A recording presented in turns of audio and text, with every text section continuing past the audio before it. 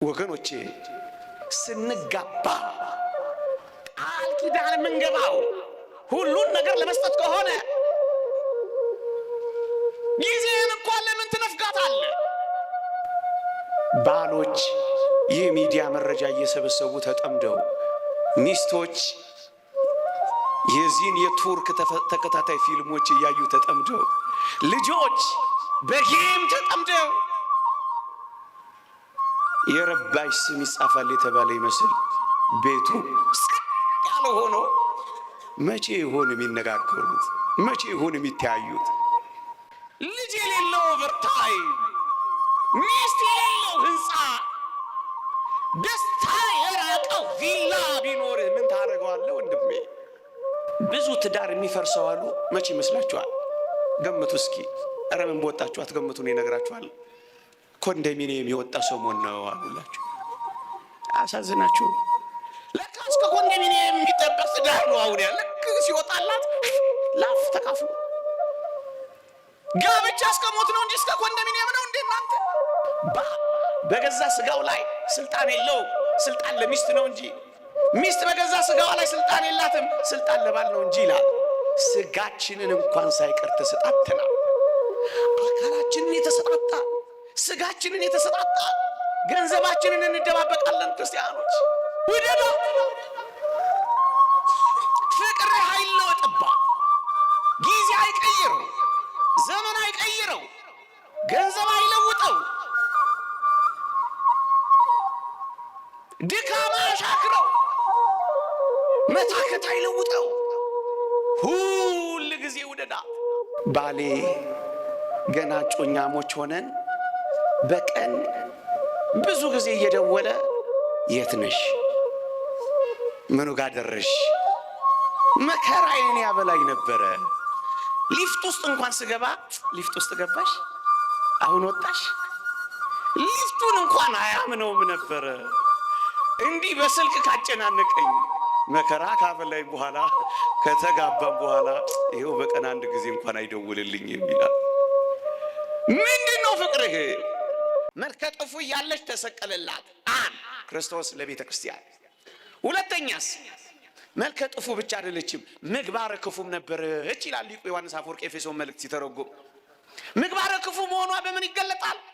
በክፋትና በምቀኝነት ትመላለሱ ነበርና ይላል ኤፌሶን 2። አያችሁ፣ ክፋት እያለባት፣ ምቀኝነት እያለባት፣ ምግባር አልባ እያለች ለጣዖታት እየሰዋች በየኮረብታው እያመነዘረች፣ በዚያ ዘመን ምግባረ ክፉ እያለች ወደዳት። ምግባረ ክፉ እያለች ሞተላት። ምግባረ ክፉ እያለች አፈቀራት። ሁለተኛ። ሶስተኛስ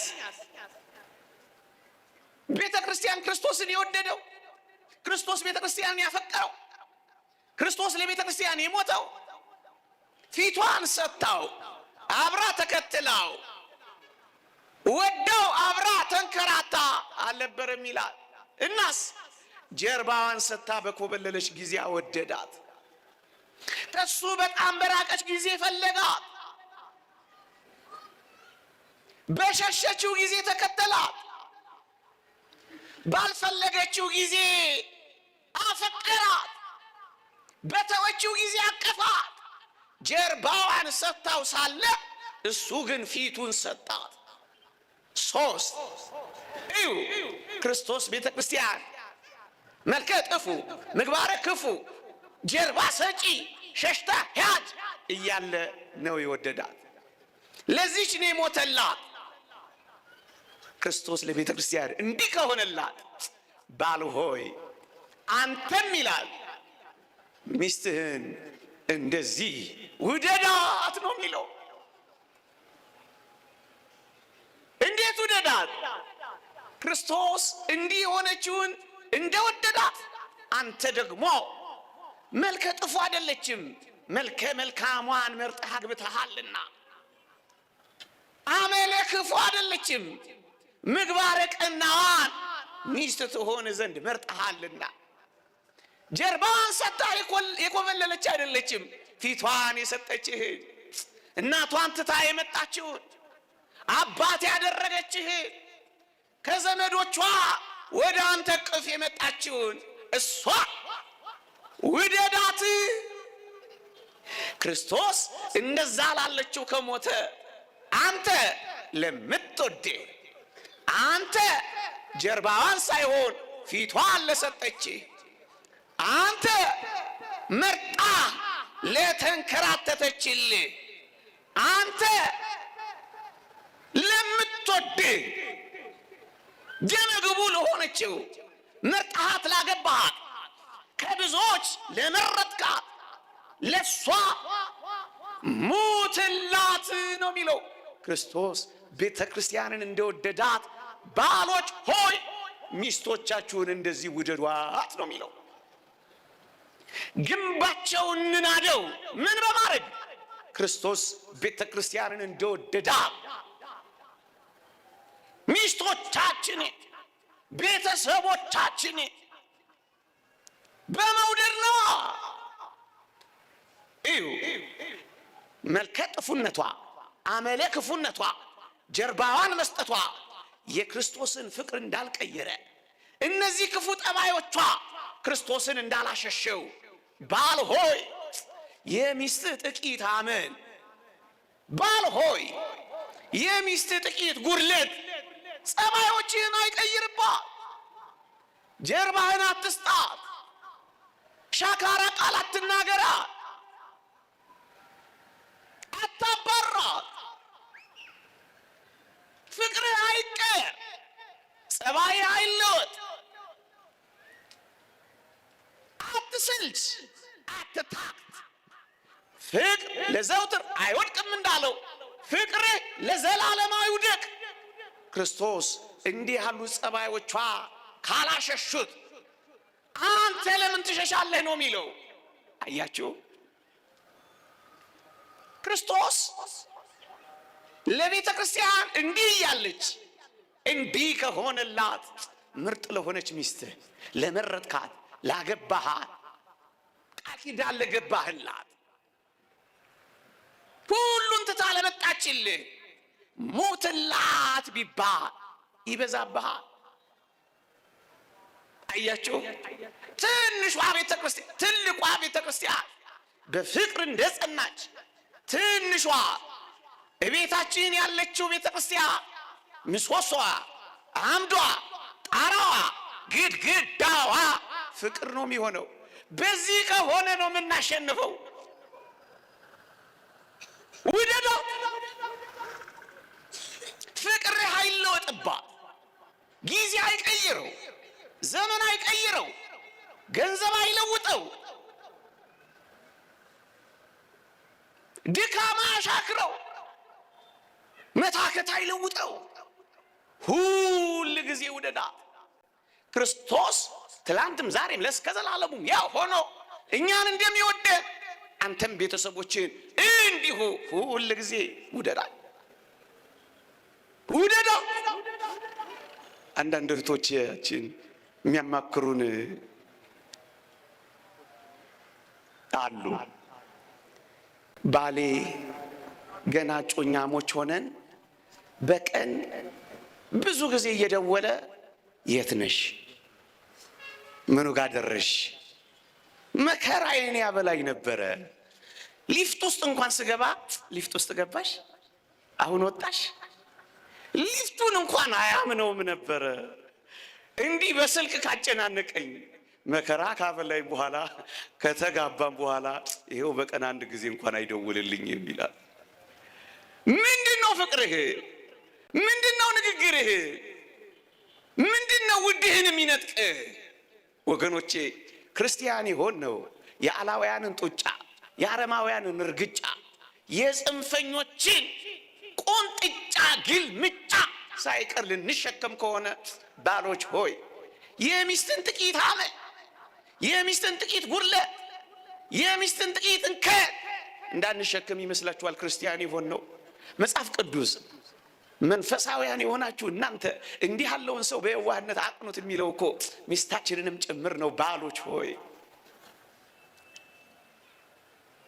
እናቶችም ጭምር እንጂ ባቆላመጥንለት ልክ አሁን እውነት እናንተ ያለ ሽማግሌዎችም ካለ ማሬ ሆዴ የሚባባሉ አሉ አይደል? ክርስቶስ ፍቅሩን መቼም እንዳለወጠባት በችግርም በጥጋብም በመከራም በደስታም በሐዘንም በሳቅም ሁል ጊዜ አትለውጥባት። ክርስቶስ ለቤተ ክርስቲያን እንደሆነው አንተ ለቤተሰብ ከሆንክላ ይህንን ግንብ እናፈርሰዋለን። ወገኖቼ ክርስቶስ ለቤተ ክርስቲያን ያልሰጠው እኮ ነገር የለም። ራሱን ሰጥቷል። ክርስቶስ ለቤተ ክርስቲያን ያልሰጠው ነገር የለም። ስጋውንና ደሙን ሰጥቷል። ክርስቶስ ለቤተ ክርስቲያን ያልሰጠው ነገር የለም። ልጅነትን ሰጥቷል። ክርስቶስ ለቤተ ክርስቲያን ያልሰጠው ነገር የለም። ስሙን እንኳን ሳይቀር ሰጥቷል። ከመለኮት ባህሪ ተካፋዮች እንሆን ዘንድ እስከዚያ ጸጋ ከፍ አድርጎናል። ክርስቶስ ለቤተ ክርስቲያን ያልሰጠው ነገር የለም። ስልጣንን ሰጥቶናል። ሁሉን ነገር ሰጥቶናል። ባል ሆይ ክርስቶስ ለቤተ ክርስቲያን ሁሉን ነገር እንደሰጠ አንተስ ባል ሆይ በክርስቶስ ቃል ኪዳን ለገባህላት ሚስት ደግሞም ለቤተሰብ ሁሉን ነገር እንድትሰጥ መጽሐፍ ያዘሃል። ክርስቶስ ለቤተ ክርስቲያን ሁሉን ከሰጠ ምን የምትደብቀው ይኖርሃል? ምን የምትሸሽገው ይኖርሃል? ምን የምትሰስተው ይኖርሃል? መጽሐፍ ቅዱስ እንዲህ ይላል፣ በገዛ ስጋው ላይ ስልጣን የለውም። ስልጣን ለሚስት ነው እንጂ ሚስት በገዛ ስጋዋ ላይ ስልጣን የላትም፣ ስልጣን ለባል ነው እንጂ ይላል። ስጋችንን እንኳን ሳይቀር ተሰጣተናል። አካላችንን የተሰጣጣን፣ ስጋችንን የተሰጣጣን፣ ገንዘባችንን እንደባበቃለን። ክርስቲያኖች ከስጋ በላይ ገንዘብህ ነው። ከአካልህ በላይ ምን አለ? ዋናውን ነገር ሰጠሃል። ሌላውን ለምን ደበካ?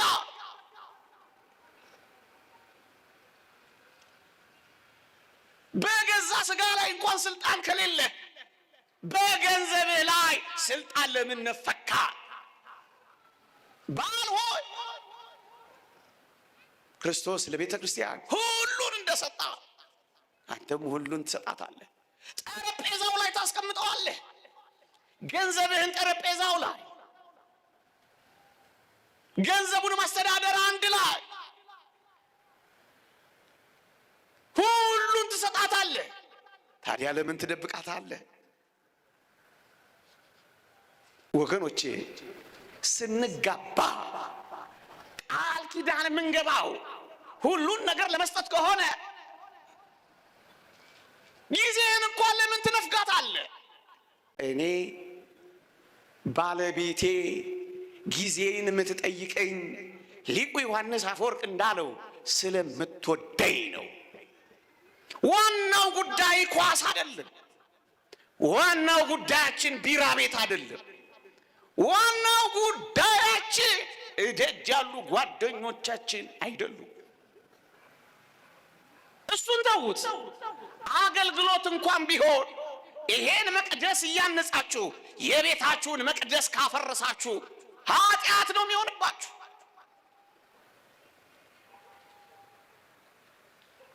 ጊዜን የምትፈልገው ከአንተ ጋር ለማሳለፍ ስለምትወድህ እኮ ነው። ባል ሆይ ሁሉን ነገር ከሰጣ የእግዚአብሔር ቃል ምን እንደሚል ላሰማችሁ። ባሎች ሆይ ያገባ ሚስቱን እንዴት ደስ እንደሚያሰኝ ስለ ሚስቱ ያስባል ይልና፣ ያላገባ ግን እግዚአብሔር እንዴት ደስ እንደሚያሰኝ ስለ እግዚአብሔር ያስባል ይላል። ካገባ ዋናው የደስታችን ማዕከል ሚስታችን ነው የምትሆነው ማለት እኮ ነው ወገኖቼ።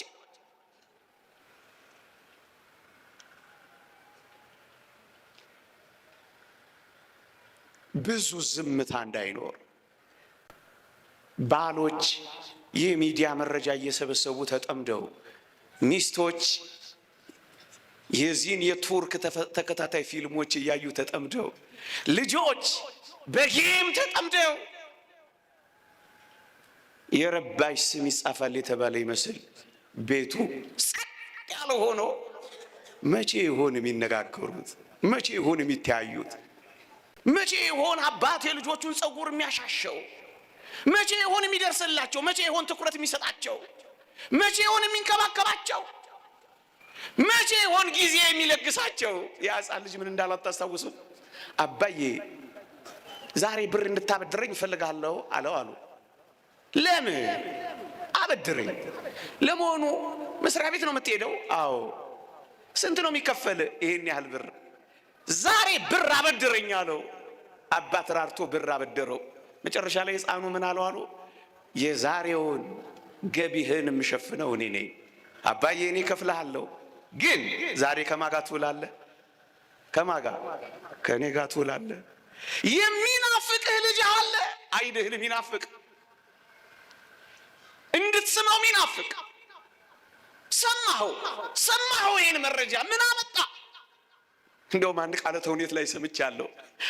ህይወታቸውን መቀየር ሲያቅታቸው ሪሞት ኮንትሮል ፊት ይቆሙና ቴሌቪዥናቸው ፊት ሪሞት ኮንትሮላቸውን ዘርግተው ሪሞት ኮንትሮላቸውን ቻናላቸውን ሲቀያየሩ ያመሻሉ ይላል። ህይወታቸውን መቀየር ሲያቅታቸው ቻናላቸውን እየቀየሩ ያመሻሉ። ምን ያደርግልሃል? እኛ አባት እኮ ያሉት እኮ ነው። እኔ ፎቄን ገንብቼ ስጨርስ ልጆቼ ፈርሰው ጠበቁኝ አሉላችኋል። ልጅ የሌለው ኦቨርታይም፣ ሚስት የሌለው ህንፃ፣ ደስታ የራቀው ቪላ ቢኖርህ ምን ታደርገዋለህ ወንድሜ?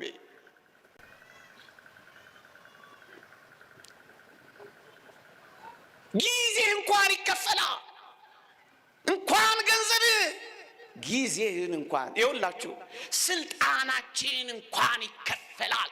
በገዛ ስጋችን ላይ ስልጣን ከሌለን ሌላው ስልጣናችን እንኳን እኮ ይከፈላል። ለዚህ እኮ ነው መጽሐፍ ቅዱስ ላይ ቅዱስ ያዕቆብ ኤሳው ና አብረን ቶሎ ቶሎ ሂድ ሲለው ምን እንዳለ ታውቃላችሁ? የኔ እርምጃ እንደ ሕፃናቱ እርምጃ ነው ያለው። እርምጃ እንደ ሚስትህ፣ እርምጃ እንደ ሕፃናትህ፣ እርምጃ እንደ ቤተሰብህ ነው የሚሆነው። ብቻን ብትሮጥ ምን ታደርጋለህ? ሁለቱም በእግዚአብሔር ፊት ጻድቃን ነበሩ እኮ ነው የሚለው። ሁለታችሁም ነው የምታስፈልጉት። ሚስቶች ሆይ ሁለታችሁ፣ ባሎች ሆይ ሁለታችሁ።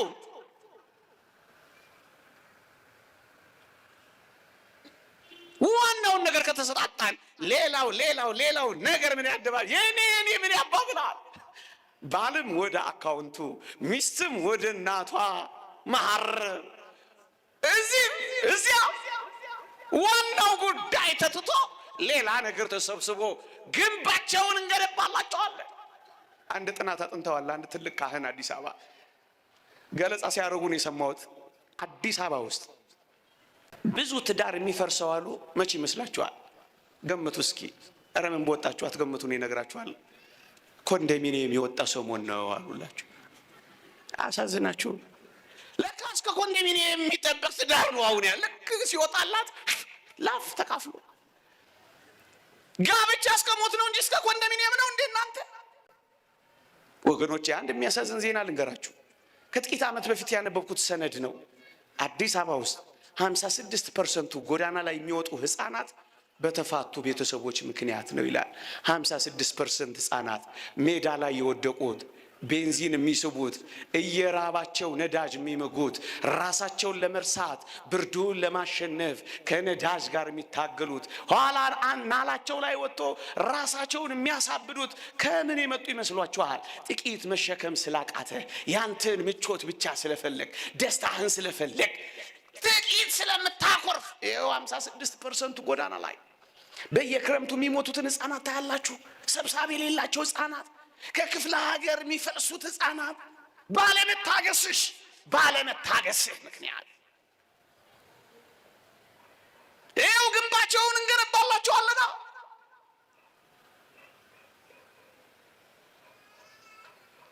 ቱቦ ስር እንዲሞቃቸው ቱቦ ስር የሚደበቁ፣ በዚያ ምክንያት ከባድ የሆነ ሽታ ይዟቸው የሚታመሙ፣ በዛ ምክንያት በካንሰር የሚለከፉ፣ በዚያ ምክንያት የሚሞቱ ህፃናት ቤቱ ይቁጠረው።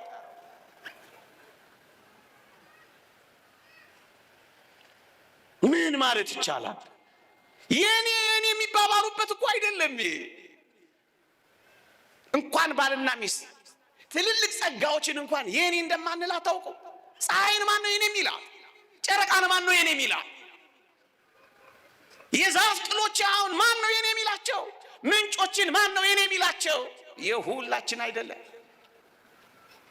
ቅሌምኒጦስ ዘእስክንድርያ እንዲህ ይላል፣ አንተ ባል ሆይ አንዲት ዘማ ሴት መታ አብሬ ልተኛ ብትልህ እንዲህ በላት ይላል። ምን በላት ይላል? ይሄ ሰውነት የኔ አይደለም። የማን ነው? የሚስቴ ነው በላት። የሚስቴ ነው፣ ያንተ አይደለም፣ የሚስት ነው። ወደ ሴቶች ደግሞ ይዞርና አንቺ ቆንጆ ሆይ አንድ ዘማ ወንድ መጥቶ ባትሽ ያምራል ቢልሽ እንዲህ በይው፣ ይሄ የኔ አይደለም። የማን ነው?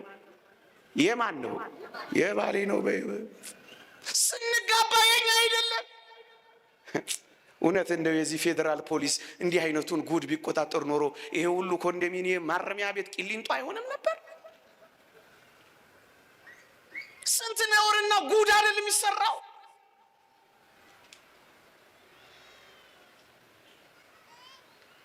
ግንባቸውን እየገነባ ነው መኑኝ።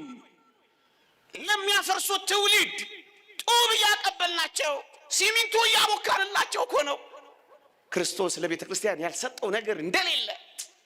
ባሎች ሆይ ለቤተሰባችሁም፣ ባሎች ሆይ ለሚስቶቻችሁም ሁሉን ነገር ብትሰጡ ግንቦቻቸውን ታፈርሳላችሁ። ሐሳቦቻቸውን እናስቀረዋለን። ትንሿን ቤተ ክርስቲያን ቤተሰብን እንጠብቃለን። እናንተ ሚስቶች ሆይ፣ እናንተ ባሎች ሆይ ነገን መስራት በእጃችሁ ነው። እባካችሁ ይቆየን።